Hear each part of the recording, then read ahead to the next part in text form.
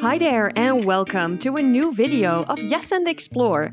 Today we're checking out Penang Hill. We've heard it offers beautiful views of the island, so we were super excited. In our last video, you could see our arrival into Penang and the hotel that we stayed at, so if you're curious about that, you can check the link in the description. So how did we get to the top of Penang Hill? Well, we took a grab taxi to the lower Penang Hill station. Here you can purchase tickets to get on the funicular, which is a cool cable train that takes you up the hill. When you get to the station, you'll see the different ticket options and prices. We bought return tickets for the regular lane and paid 60 Malaysian ringgit for 2 people. We noticed that they also sell express lane tickets, which means you can bypass the regular line. It seemed pretty quiet, so we didn't think that would be necessary. But as soon as we got in line, we regretted this decision. The queue was much longer than it seemed at first, and of course everybody who does purchase the express ticket gets to go ahead of you. Luckily, the walls were decorated with pictures of what's waiting for you on top of the hill, along with information about the biodiversity you'll find on Penang Hill. That made the wait go by pretty quickly, so it was all fine, and within 30 minutes, it was time to get on the funicular.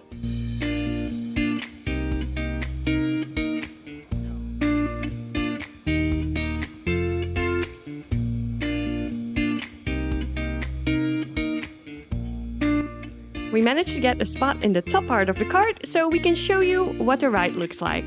Fair warning, we are not in the business of making a real documentary, so we've sped up the ride a little, but to be fair, after its departure from the station, it actually goes much faster than we both expected.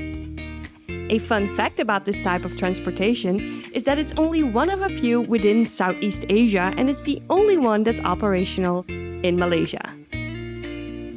After 4.5 minutes, we arrived at the upper station and we were ready to explore Penang Hill. We did worry about one thing when we got out though, and that is the line to go back down. It looked incredibly long. But first things first, we wanted to see where we could get some lunch because we hadn't eaten since breakfast and that was starting to take a toll. Somehow we didn't check to see if there was a food court near the station. There is one. So we started walking towards the viewpoint. We ended up going to the Sky Terrace where we had a slightly overpriced but tasty fish burger. And the views definitely made up for that, and we enjoyed the view of Penang Island and Georgetown. After that, we explored more of Penang Hill and came across an old English cannon, a mosque, and also Bel Retiro, which is a little further up the hill. And it's a gatehouse that's a heritage building from the early 1800s, and it was really cool to look at from the outside. On the inside, however, there wasn't much to see.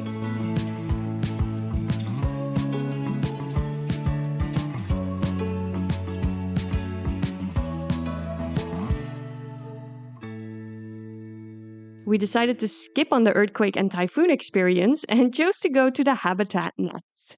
And the Habitat is one of the more better-known attractions of Penang Hill. And in their words, it's the gateway to experience the Unesco Penang Hill Biosphere Reserve. That didn't say a whole lot to us, but we decided to give it a go anyway.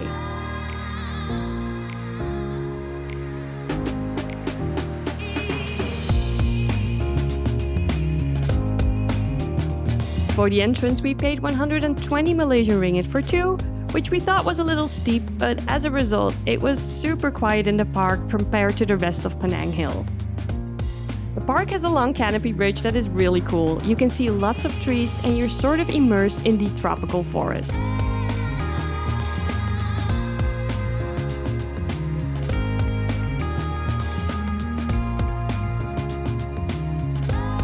To make the place more Instagrammable, they also have a giant swing. And let me say, it was surprisingly relaxing to just sit there and take in all the surroundings.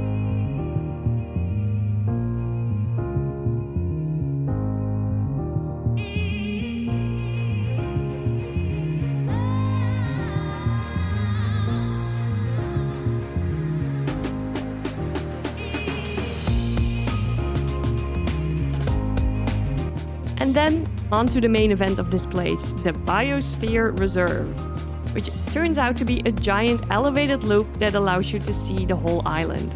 And the walk towards it and the steps can be a little tiresome, but the view is worth it.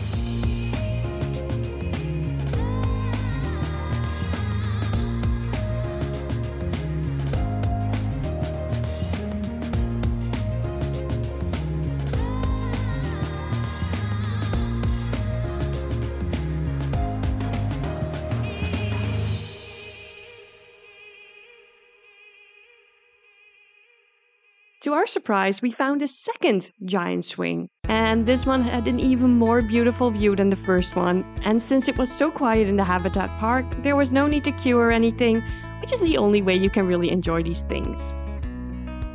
And so we did.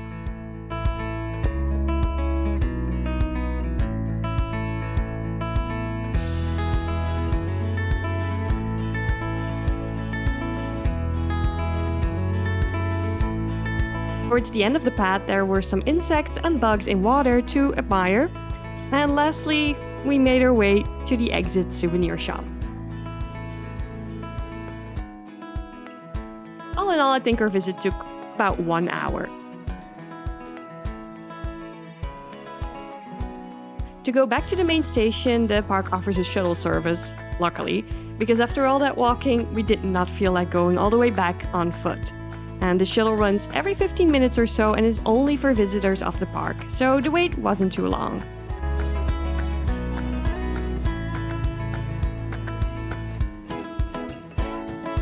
The golf cart ride was really nice. You could see all these flowers that were blooming, and you'd still have a peek of the city every now and then, so that was a really great added bonus. But after this relaxing golf cart ride, we decided it was time to say goodbye to Penang Hill and make our way back down. We noticed that the line to return was still super long, so we upgraded our tickets to express tickets. And this was the best decision we made because the line was over 2 hours long and we weren't feeling up to that. It's a pity that they let so many people up because when there's only one funicular to go up and down, it can get way too busy very fast.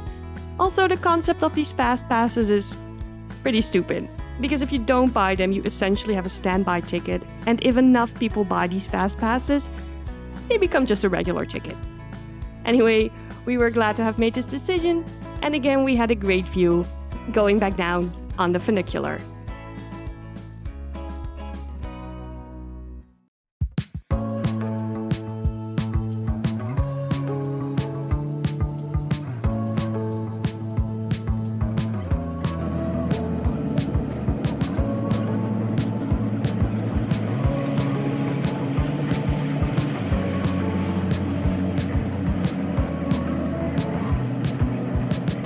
All in all, we enjoyed our time at Penang Hill, and it's definitely worth it if you have the time to go up on a sunny day.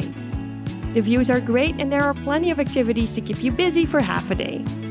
We want to thank you so much for watching, and if you want to see how we travel back to Kuala Lumpur by ferry and train and more, subscribe to us at Yes and Explore. Bye!